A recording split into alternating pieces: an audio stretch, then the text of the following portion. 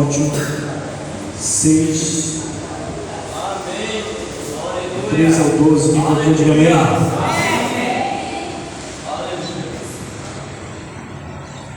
Vamos ler a palavra do Senhor. Diz assim: se alguém ensina outra doutrina e não concorda com as sãs palavras de nosso Senhor Jesus Cristo e com o ensino segundo a piedade, é infatuado, nada sabe, mas tem mania por questões e contendas de palavras,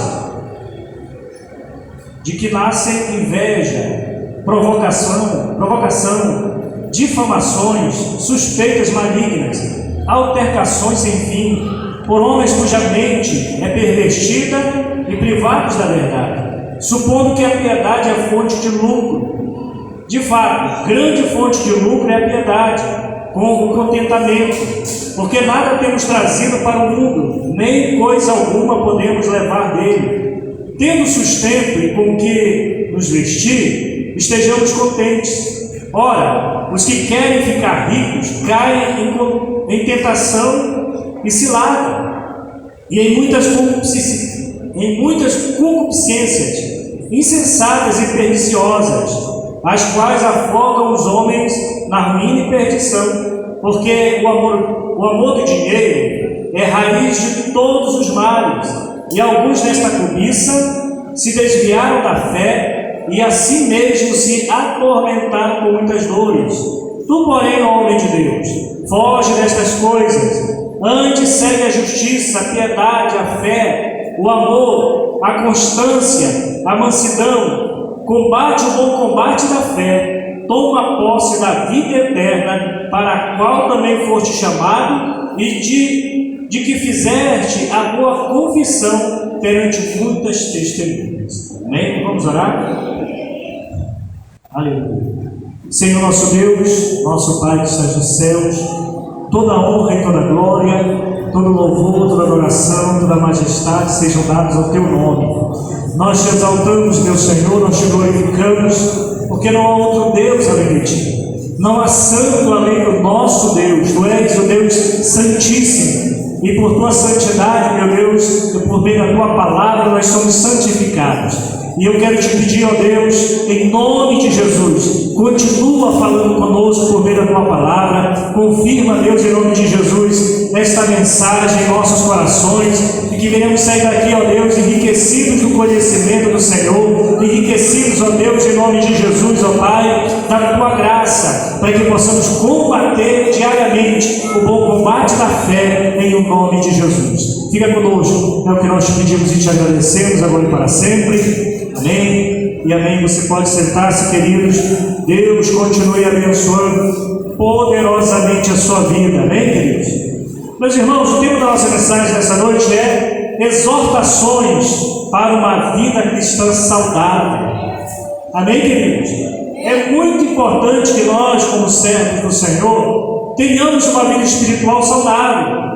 Se a sua vida espiritual ela estiver saudável, todas as outras áreas da sua vida vão estar saudáveis. Seu casamento vai estar saudável, sua saúde vai estar bem. Ainda que você possa enfrentar uma enfermidade na sua vida, mas você vai enfrentar, sabe, irmão, de cabeça erguida, e você vai vencer a doença. Amém, queridos? Se você passar alguma crise no seu casamento, se a tua vida espiritual estiver saudável, você vai tirar isso de letra na presença do Senhor. Então é muito importante, porque todas as coisas, irmãos, tudo começa no mundo espiritual. Tudo começa em Deus. Todas as coisas começam no mundo espiritual e são transferidos para o mundo material onde nós vivemos. Amém? Nós cremos assim, a palavra do nosso Deus nos diz que o Senhor criou todas as coisas. Ele criou tudo. A sabedoria que os homens utilizam hoje para fazer grandes criações, na verdade é o Senhor que manifesta. Vem de Deus. Ele nos dá a graça do conhecimento, do entendimento, da inteligência. Amém? Uma pessoa que trabalha bem, tem um bom sustento, é um bom profissional em alguma área da sua vida, em uma área que trabalha, essa habilidade que essa pessoa tem, o Senhor coloca naturalmente no ser humano. Amém? E nos dá a graça de poder desenvolver bem. E aí nós precisamos entender que a nossa vida espiritual, se ela estiver bem, se a nossa vida cristã, se ela estiver bem, se ela estiver saudável, nós vamos ter uma vida saudável em todas as outras áreas. O teu coração vai estar bem, teus sentimentos vão estar bem, tuas emoções vão estar bem. Diga glória a Deus. Amém? Então é importante cuidar da vida espiritual, porque se a tua vida espiritual estiver realmente bem, a tua mente vai estar bem. Diga glória a Deus. As suas reações, as tentações do inimigo, você vai poder reagir bem às tentações do inimigo, evitar aquilo que tem que evitar, fugir daquilo que você tem que fugir e combater aquilo que você precisa combater em termos de tentações. Por isso, irmãos, eu quero destacar aqui, queridos, cinco boas exortações para que possamos ter uma vida cristã saudável, uma vida espiritual saudável. E nós vamos tirar aqui exatamente desses textos que nós lemos aqui da palavra do Senhor, e eu quero meditar com você a partir de agora, amém, queridos? Vamos lá. A primeira exortação que o apóstolo Paulo, o Espírito Santo por meio do apóstolo Paulo nos transmite aqui, está no versículo 1 até o versículo 5. E esse primeiro subtema eu quero destacar, irmãos, que a nossa primeira exortação é: tenha cuidado com os falsos ensinos de hoje. Você quer uma vida espiritual saudável? Cuidado com os falsos ensinos. Cuidado com aquilo que você vê na internet. Cuidado com pessoas que se apresentam como se tivessem todo o conhecimento. Muitas das vezes, irmãos, gente utilizando-se de textos, de histórias, até mesmo de literatura antiga e muito mais. Amém, queridos? Tem gente que usa, olha, o hebraico que você está vendo, o hebraico que você está usando, não é o hebraico correto, o grego não é o grego correto. A gente fica olhando assim, irmãos, quer dizer que todos esses séculos, mais de 2000, mais de 20 séculos, está todo mundo errado. Agora que se descobriu qual é o hebraico certo das escrituras, o grego certo. Em primeiro lugar, queridos, falando nesse sentido, a palavra do Senhor nos ensina que quem escreveu o Novo Testamento foram os apóstolos do Senhor. Diga agora a Deus. Eles usaram a linguagem mais comum que existia na época. Eles usaram um grego chamado grego koiné. Grego koiné, a tradução de grego comum, era a linguagem que as pessoas falavam. Era como se fosse hoje aqui, a forma como a gente fala, cupuaçu, né? Açaí, essas coisas, linguagem normal. Então os apóstolos, eles não se preocuparam em escrever palavras eruditas no Evangelho. Pelo contrário, nós olhamos o Apocalipse, quando a gente lê os Evangelhos do Apocalipse, como o Novo Testamento foi produzido numa região onde o grego ele era a língua muito falada naquela época. Havia ali o latim estava se fortalecendo também muito devido ao Império Romano, mas a língua mais falada era o grego. Amém, queridos? Então, os apóstolos utilizaram a língua que todo mundo falava praticamente ali e escrevem o Evangelho numa linguagem muito comum. Por quê? Porque o que mais importa no Evangelho, irmãos, é a mensagem. Todos precisam ouvir a mensagem. Se os apóstolos escrevessem o Evangelho numa mensagem, numa língua erudita, numa língua difícil de se falar, ninguém ia entender. Tem coisas, às vezes, se você for para a faculdade e daqui a pouco você começa a ouvir o seu professor falando uma linguagem erudita, você fica, muitas vezes, um ano. Bonito que só quem está falando, não estou entendendo nada. Que coisa linda, né? Fala cada palavra bonita, mas não entendi nada. Adianta você falar bonito? É por isso que o apóstolo Paulo fala lá em Romanos. É interessante que o apóstolo Paulo diz que quando ele foi pregar o Evangelho, ele não chegou com palavras eruditas. Ele não pregou o Evangelho com palavras assim bonitas, com palavras assim de alto calão. Pelo contrário, ele diz pelo contrário, a mensagem, a pregação que eu fiz de tal forma tão simples, que a única coisa que eu tentei e procurei transmitir foi a cruz de Cristo. Amém, irmão? Então você vai encontrar muito na internet, muita gente, olha, é o seguinte, estão interpretando errado a Bíblia. Olha, essa Bíblia ela foi modificada, a Bíblia foi alterada, foi adulterada, porque era um outro idioma, era uma outra linguagem. Irmãos, a Bíblia foi escrita, entenda bem isso. A Bíblia foi escrita, principalmente no Novo Testamento, em uma linguagem simples, porque o Evangelho tinha que chegar a todas as pessoas. Que está grande agora a Deus. Se a pessoa quiser fazer um estudo sobre a raiz das palavras, é bom, é válido. É legal, porque você vai conseguir compreender muitas coisas. Mas a gente tem que entender que antes de você querer buscar um conhecimento assim top, em termos de doutorado, temos que entender que o Evangelho que foi pregado, principalmente ele foi preparado para as pessoas simples. Na época de Jesus, praticamente as pessoas não sabiam ler. Poucas pessoas sabiam ler. Na verdade, as pessoas que sabiam ler eram pessoas ricas, pessoas muito ricas. Então o Evangelho, ele não foi pregado, escrito em uma linguagem complicada, de gente da alta sociedade. Na verdade, o próprio Jesus disse que o Evangelho estava sendo pregado aos pobres. E os pobres não tinham condições de pagar alguém para ensiná-los a ler e escrever. Quem está entendendo agora é Deus, irmão.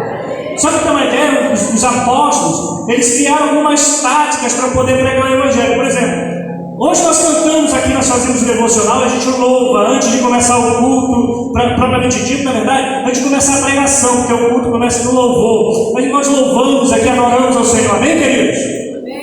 Mas naquela época, o louvor, ele era usado simplesmente para transmitir uma mensagem. Os apóstolos, eles usavam os salmos cristãos, para que através dos salmos, era um tipo de canção, e a pessoa cantava os feitos de Jesus, cantava as doutrinas. Por exemplo, na igreja primitiva, para que ficasse bem fixada a mensagem, os apóstolos, eles ensinavam certas orações.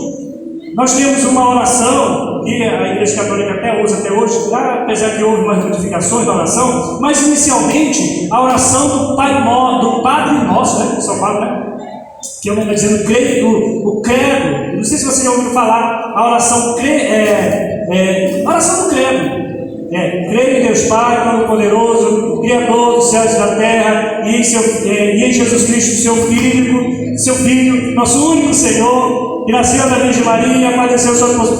Isso aí foi os apóstolos que ensinaram. Era uma oração que as pessoas usavam essa oração para fixar a mensagem do Evangelho, que está entendendo a glória a Deus. De forma que as pessoas que não sabiam ler, elas repetiam a oração e elas aprendiam a obra de Cristo. Se você ver, nessa oração está toda a obra de Jesus.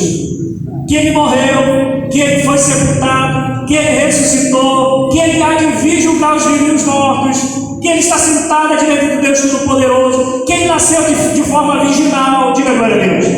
Então, eram orações que a igreja usava, que os apóstolos usavam, para que as pessoas recebessem o Evangelho. Aí você vai, irmão, para a internet e começa a ouvir gente falando de coisa bonita, e você se empolga todo e começa, a minha igreja está num sistema religioso, eu tenho que sair desse sistema. Que doidice é essa, irmão? Você sempre teve o Espírito Santo aqui, você sempre foi abençoado aqui, Deus te curou quantas vezes, o Senhor te libertou dos vícios neste lugar, agora a igreja não presta, irmão. Só porque alguém começou a ver uma bobagem na internet, entendendo que glória a Deus. É por isso que o apóstolo Paulo aqui, ele exorta aqui Timóteo a não olhar para essas coisas, ele vigiar. Havia muito isso, irmãos, aqui no Novo Testamento. O apóstolo Paulo combateu muito isso. E uma das coisas que ele fala aqui para Timóteo é que Timóteo deveria não ficar ligando para genealogias. O que era genealogia? Era o estudo dos antepassados judaicos. O pessoal chegava na igreja, depois o povo todo salvo, foi transformado, foi liberto. Aí vinha esse povo lá judaizante, né, falsos mestres, e começavam a trazer um monte de coisa. E aí o povo começava a ficar tudo confuso. Teve um pessoal desse que entrou na igreja dos Gálatas, trouxe tanta confusão que o apóstolo Paulo começa logo a escrever no capítulo, no versículo 3, versículo 5 ali de Gálatas, diz assim: se alguém vier pregando outro evangelho que não seja aquele que nós vos ensinamos, chame ele de amaldiçoado, chame ele de anátema, expulse ele do vosso meio. Diga glória a Deus. É maldito. Se vier o próprio anjo, pessoal usava muitas coisas, não, porque é o anjo tal, essa revelação vem de um anjo, isso aqui é do nosso, a língua original e tudo mais, aquele papo todo. Paulo disse assim: se até um anjo vier do céu pregando o evangelho que vocês não têm recebido, o evangelho que vocês não receberam no início, esse evangelho que mudou a vida de vocês, esse evangelho que transformou a vida de vocês, seja anátema, até o próprio anjo. É um anjo. Mas quem está pregando anjo? É uma outra do demônio, então é amaldiçoado. A palavra anátema significa ser expulso do nosso meio. É uma questão de maldição. Quem está entendendo, agora a Deus? Então, irmãos, hoje muita gente tem caído da fé. Tem muitas pessoas que antes iam para a igreja e deram de conta com alguém que veio com essas loucuras. A pessoa conheceu Jesus, lutou tanto, olha só isso, a pessoa conheceu Jesus, ela lutou tanto para ver a sua família salva. Quando a família se converte, a pessoa tem um encontro com esse negócio, dessas literaturas, esse pessoal que fica na internet falando essas coisas. Sabe o que aconteceu? A pessoa não vai mais para a igreja porque não pode mais dar dízimo e que o templo ele não é templista. Ele começou a inventar um monte de loucura. E agora nem ele vai mais para a igreja e nem a família. Lutou tanto e perdeu-se tudo. Já viu isso, irmão? Conhece gente assim? Que se perdeu. Hoje a pessoa não vai para a igreja. Hoje a família não vai para a igreja. Hoje a pessoa acha que ela não precisa de igreja. Ela não precisa de liderança. E ela está quebrando a ordem de Deus. O Senhor estabeleceu. Se não fosse necessário termos liderança, o próprio Senhor Jesus não teria daquela multidão escolhido 12 apóstolos. Diga glória a Deus. Depois os apóstolos, quando chegavam numa igreja que eles ganhavam alguém para Jesus, eles preparavam uma pessoa para a liderança da igreja, que a Bíblia chama ali de bispo, que a Bíblia também chama de presbítero. Eles deixavam a liderança da igreja para cuidar das questões espirituais. Deus estabeleceu liderança e o cara disse que agora ele não precisa de pastor, ele não precisa de igreja, ele não precisa ter um lugar para adorar, porque agora ele serve na casa dele. E aí a palavra do Senhor diz aqui, que nós devemos tomar cuidado com ensinos novos, os falsos ensinos de gente que agora é tão inteligente, nunca fez nada na igreja, e agora a única coisa que está fazendo é atrapalhando a vida dos outros. Aí você pergunta para uma pessoa dessa: quantas almas você ganhou para Jesus esse ano?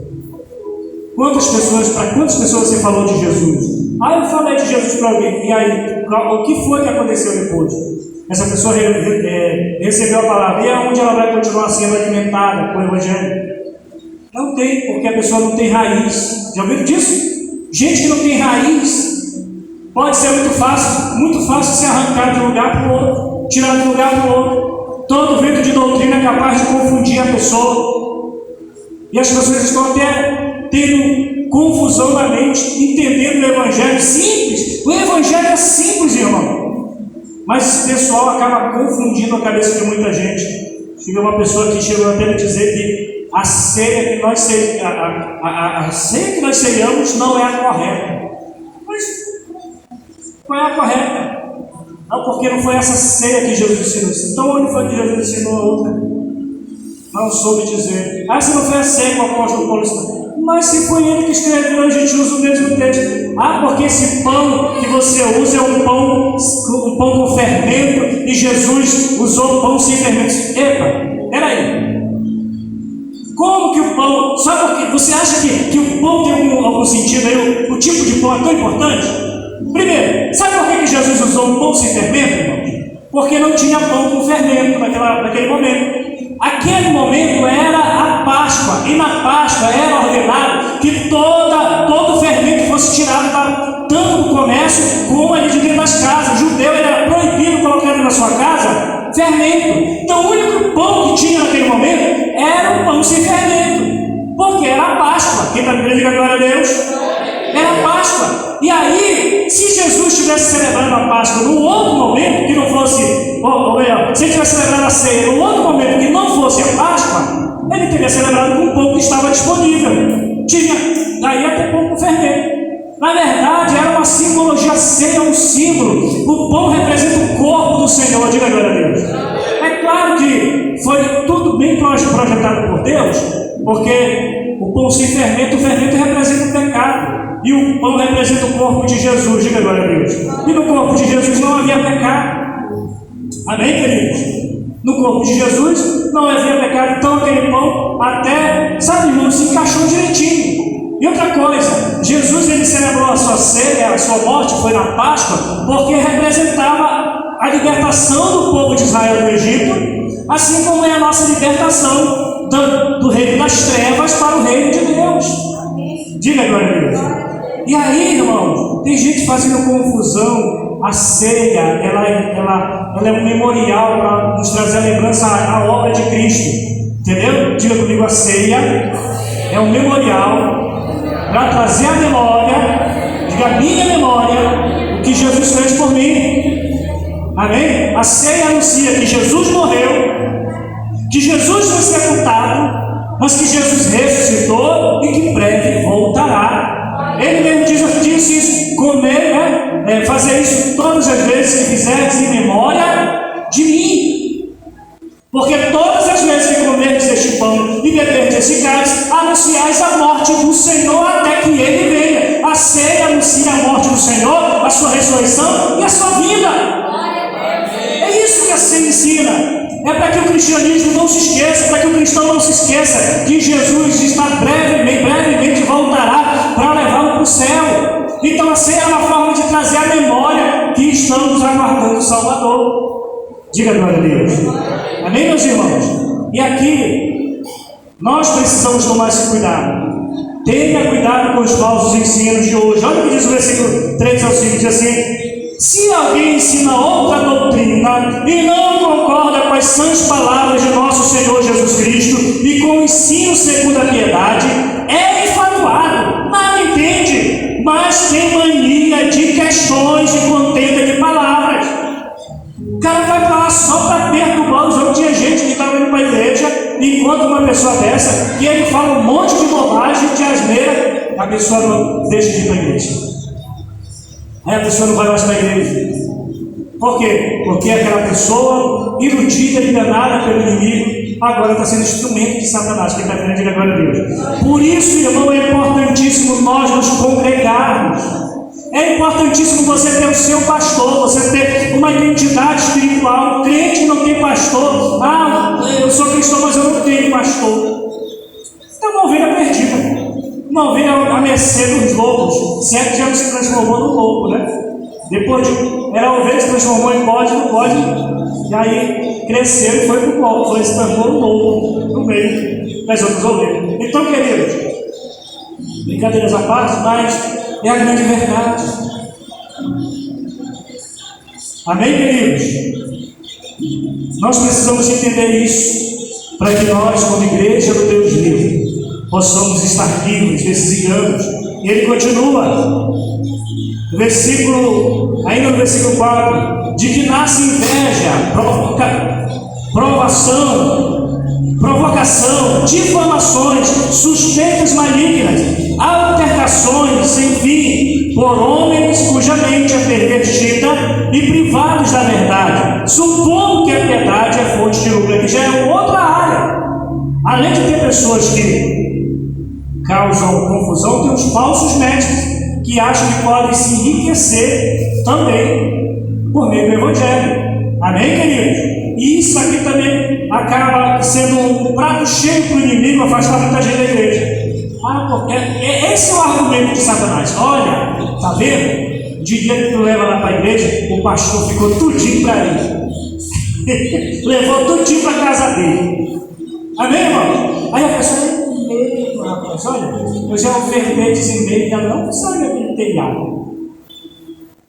Ofertei, sai do telhado, né? Esse pastor realmente gastou dinheiro quando fez o telhado. Amém, irmãos? Ainda que nós estejamos todo o tempo mostrando, prestando conta, diga glória a Deus.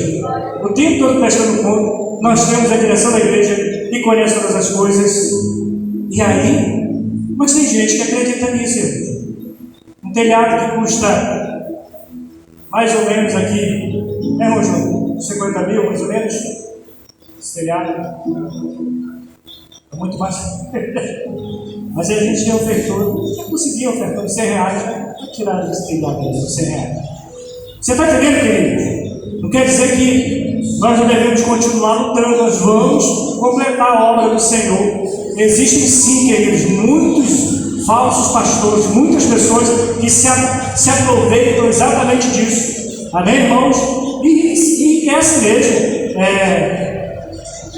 Supostamente vendendo bênção. Olha, você traz uma oferta de R$1.000 que Deus vai te dar 10.000. Meu irmão, isso é mentira. A palavra de Deus nunca ensina isso. O ato de ofertar, o ato de dizimar, é um ato de amor, e não porque eu quero receber algo maior de Deus. Nós já recebemos a nossa salvação, de glória a Deus. Mas eu oferto porque eu quero ver uma igreja melhor. Mas a palavra do Senhor também diz que quando nós ofertamos e dizimamos, Ele nos abençoa. E nós temos visto isso, irmão. Mas, querido, a gente não pode colocar isso como essa é a única mensagem, não. É só mais uma mensagem. Diga glória a Deus. É só mais uma mensagem. O Evangelho de Cristo também nos prospera financeiramente. Diga glória a Deus. O Evangelho também nos prospera. Mas se nós aprendermos a não sermos avarentos, porque Deus não abençoa avarento. Quem está entendendo, diga glória a Deus. Continua aqui, irmãos, vamos lá. Segundo lugar, segunda exortação aqui: tenha cuidado com o apego ao conforto e ao desejo de riqueza. Glória a Deus. Olha o que diz o capítulo 6. Aqui no capítulo 6, do versículo 6 ao 9, diz assim: leia lá comigo. De fato, grande fonte de lucro é a piedade com contentamento, porque nada temos trazido para o mundo, nem coisa alguma podemos levar nele. Tendo sustento e com que nos vestir, estejamos contentes. Ora, os que querem ficar ricos caem em tentação e cilada em muitas concupiscências insensatas e perniciosas, as quais afogam o homem na ruína e perdição. Então, irmão, a segunda exortação que o Senhor nos dá aqui, que o apóstolo Paulo nos dá, na verdade o Espírito Santo nos dá por meio do apóstolo, é que nós devemos ter cuidado com o apego ao nosso próprio conforto, ao nosso próprio conforto e também ao desejo exagerado de riqueza. A nossa maior riqueza está no céu, de onde aguardamos o Salvador, o Senhor Jesus Cristo. Amém, querido? Pastor, mas então eu tenho que ser pobre o resto da vida? Sei não. Você não. Se a tua riqueza, se a tua pobreza te levar para o céu, que você fique pobre. Que a sua pobreza não ameace a tua salvação, que você fique pobre.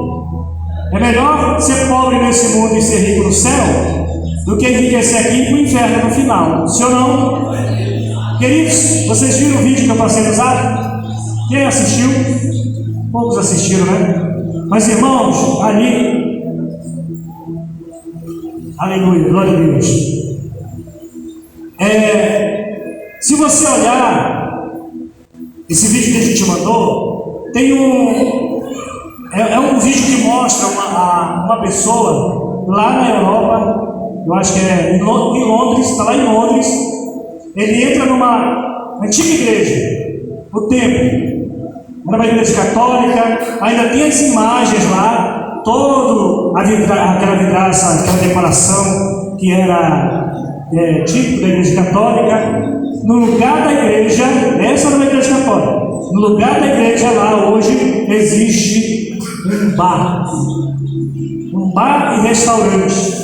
No lugar do altar onde se pregava a palavra, hoje a pessoa dá um drink, entrega a bebida para o pessoal que vem.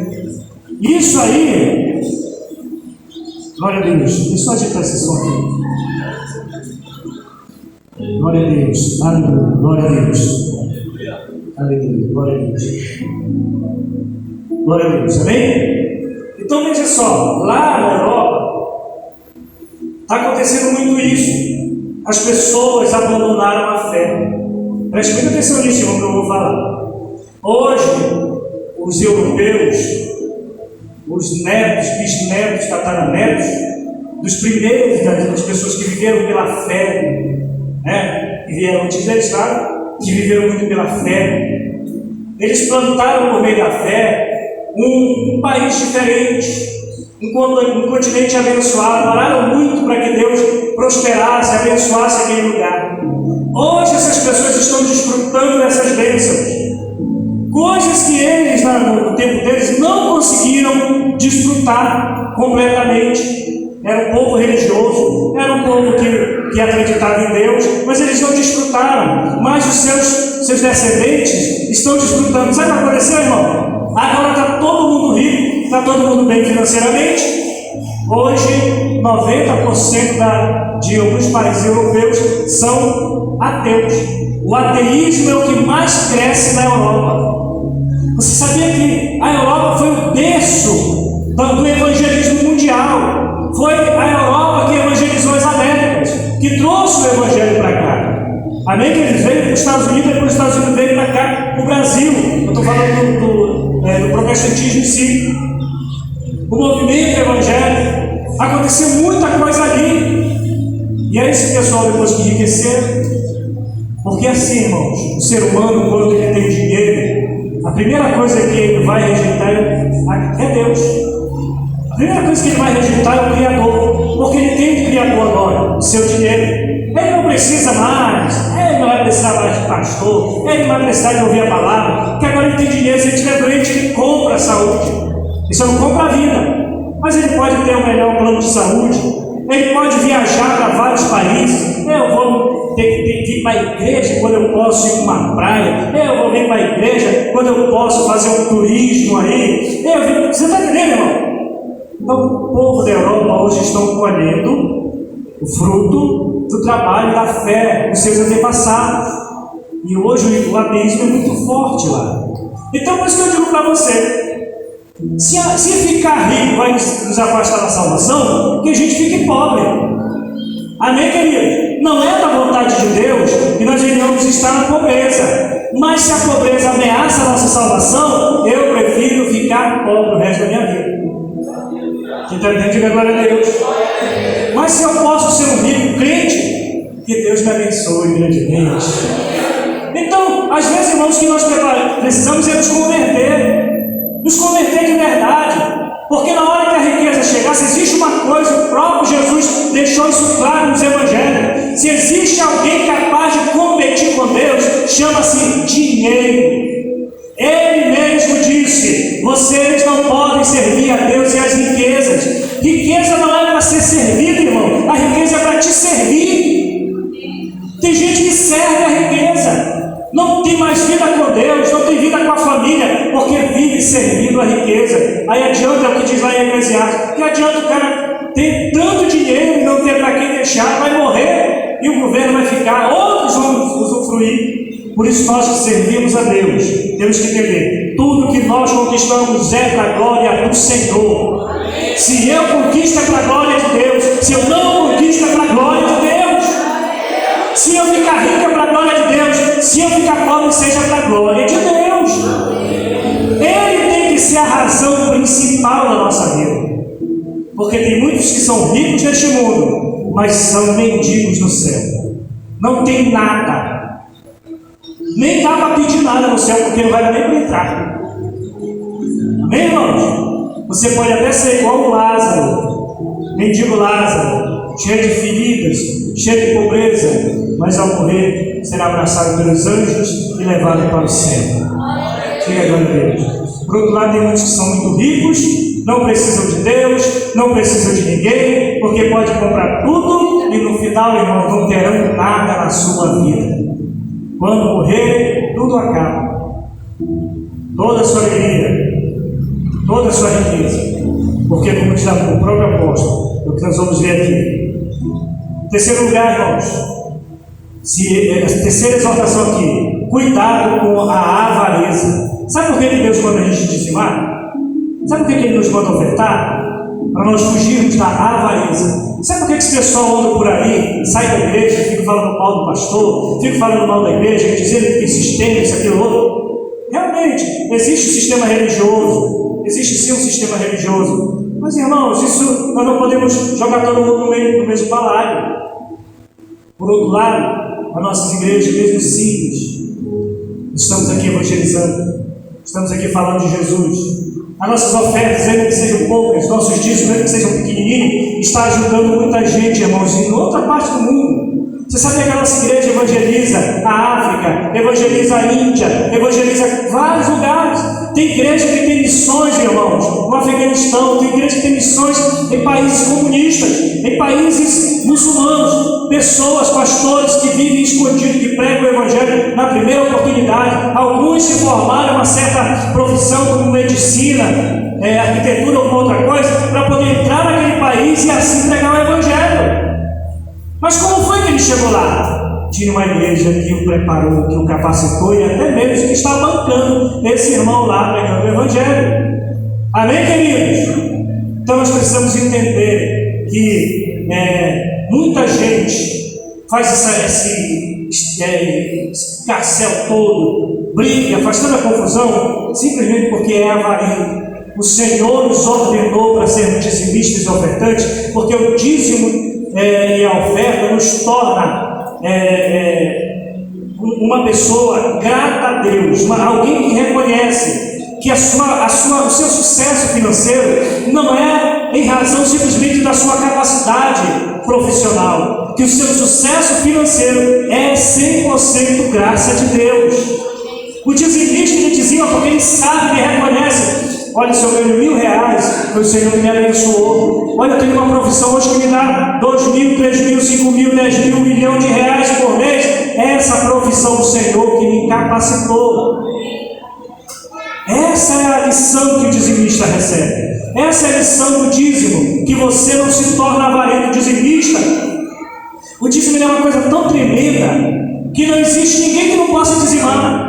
Porque dízimo é apenas 10%. Se você ganha R$1 milhão, seu dízimo é legal, mas ele é o mesmo tamanho do dízimo de alguém que ganha R$100. 10%. Quem está entendendo, diga glória a Deus.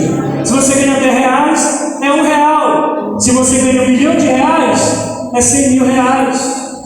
10% é proporcional, porque o Senhor falou a todos, eu quero abençoar todos. Ele não diz assim, olha, quem ganha mais vai dar mais, quem ganha menos vai dar. Não, ele estabeleceu uma porcentagem que todos podem participar. Lembra da viúva pobre? Quem lembra da viúva pobre? Alguém podia chegar assim, poxa, mas Jesus, olha o que Jesus fez, como muitos dizem, né? Olha, aquela irmã aposentada, ela tem que dar o dízimo. Irmão, ninguém tem que dar nada, não. O dízimo é um fruto do coração de alguém que reconhece que é Deus que lhe dá tudo. É por isso que o dizimista fiel ele não se sente ofendido ele não se sente ofendido e nem obrigado a nada. Ele dá o seu dízimo porque ele reconhece: se eu tenho saúde, foi Deus que me deu, diga glória a Deus. Ninguém dizima porque está pensando na salvação. Nós dizimamos porque somos gratos por aquilo que Deus nos abençoou. Dízimo é fruto de gratidão e não para a salvação. Você quer ser salvo? Creia em Jesus Cristo como teu único e suficiente Salvador. Desce as águas batismais e receberás a salvação. Você quer prosperar? Então entre em aliança com Deus, porque Deus não abençoa avarento de jeito nenhum, irmão. Não, é o seguinte, quem é que está abençoando aquela pessoa que é avarento? O mundo jaz no maligno. Se o diabo sabe que se dá dinheiro para uma pessoa afasta ela de Deus, ele vai dar dinheiro para ela. Quem está querendo dizer glória a Deus? Ele vai dar dinheiro de um lado e tira de outro. Dá dinheiro para um lado e tira a família do outro. Tira o temor de Deus, tira tudo. Porque o diabo não dá nada, ele só engana. Nós que dizimamos na casa do Senhor, dizimamos porque reconhecemos que primeiro é Deus que nos dá tudo. Segundo, reconhecemos que tudo que temos é dele. Ele pede só 10%, ele não pede 90%, ele pede apenas 10%. E ele diz: se você quiser, demonstre o amor segundo o teu coração. Cada um contribui segundo o que é proposto no seu coração. Isso falando de oferta. Amém? Diga glória a Deus. Então, aqui, nosso terceira exortação: cuidado com a avareza. Fuja da avareza. voltando aqui dos estudos, teve um tempo que eu comecei a estudar, logo eu era bem jovem ainda, estava começando a fé, eu comecei a estudar muito, pegar muitos livros, comecei a estudar, ler, naquela época não tinha pela internet, e eu comecei a fazer muitas questões, eu comecei a entrar em parafuso, começou a me trazer muitas dúvidas. Os livros que eu estava lendo começaram a trazer dúvidas. Eu disse, rapaz, eu estou ficando pior com esses livros aqui. Aí foi quando eu li o texto da palavra do Senhor, que Jesus é simples. Paulo diz, na 2 Coríntios, né? Paulo fala aos Coríntios, temo que a serpente, que o inimigo, que é Satanás, vos induziu a fugir da simplicidade que é Cristo. Jesus é simples. Se eu não entendo ele na simplicidade, então não é o evangelho que estou recebendo. Diga glória a Deus. Quarto, meu irmão, esse a gente acaba. Quarto lugar, quarta exortação para uma vida cristã saudável: cultive as boas virtudes. Amém, irmãos? A palavra do Senhor fala de boas virtudes. Primeiro nós temos que evitar algumas coisas, agora nós temos que cultivar algumas coisas. Quais são as coisas que devemos cultivar? Leia comigo lá, versículo 11, diz assim: tu, porém, ó homem de Deus, foge destas coisas. Foge do quê? Da avareza. Foge dessa paixão louca pela riqueza. Eu quero ser rico. Eu vi alguém rico, então eu quero ser rico. Meu irmão, se Deus quer rico, ninguém vai impedir que você seja rico. Diga glória a Deus. Mas se ele não te quer rico, não adianta você lutar contra um aguilhão. Mas se você serve ao Senhor, Deus ele vai te guardar na riqueza e na pobreza. Diga glória a Deus. Então diga assim, Senhor, diga assim comigo, Senhor Jesus, me dá um coração de rico, mas de um coração humilde. Amém, queridos? Que você e eu possamos ter um coração humilde. Ainda que venhamos ser ricos, nós possamos ser preparados por Deus, para que a riqueza não nos afaste do Senhor. Quando você comprar seu carro do ano, se for lá na concessionária, escolher o melhor carro e pagar à vista, né, irmãos?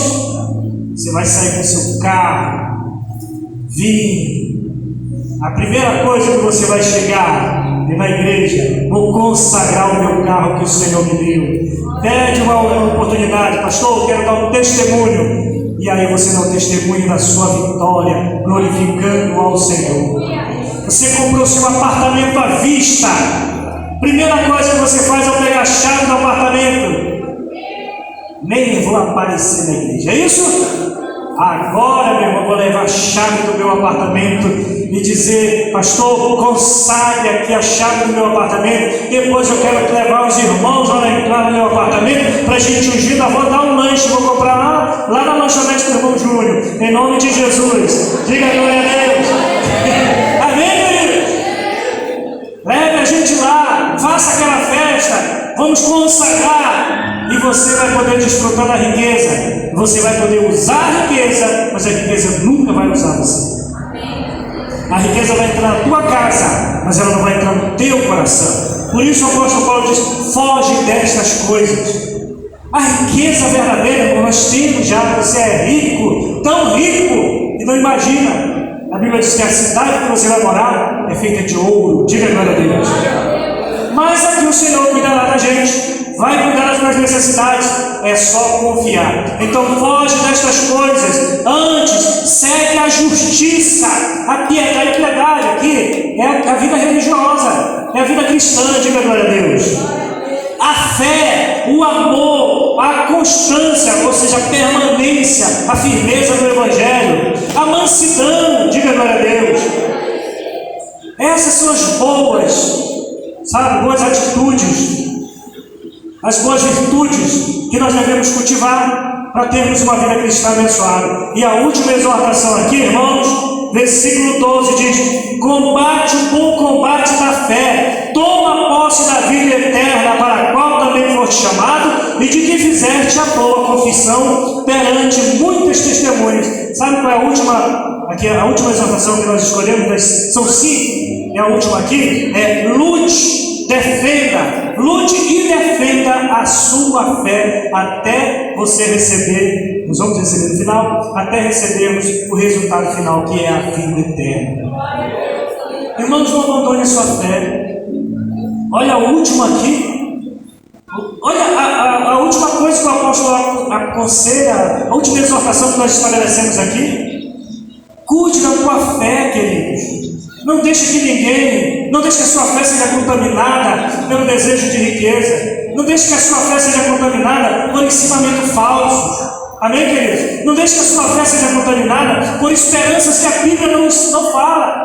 Confie no Senhor, coloque seu coração no Senhor, combata o bom combate da fé. Amém?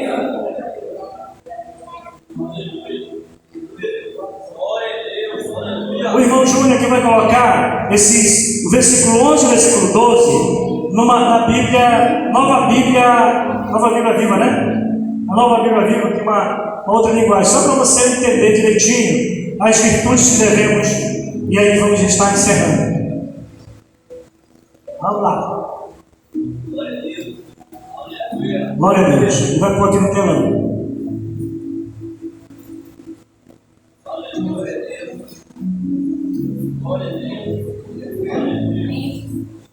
Aleluia. Olha lá, irmãos. Você, porém, é um homem de Deus.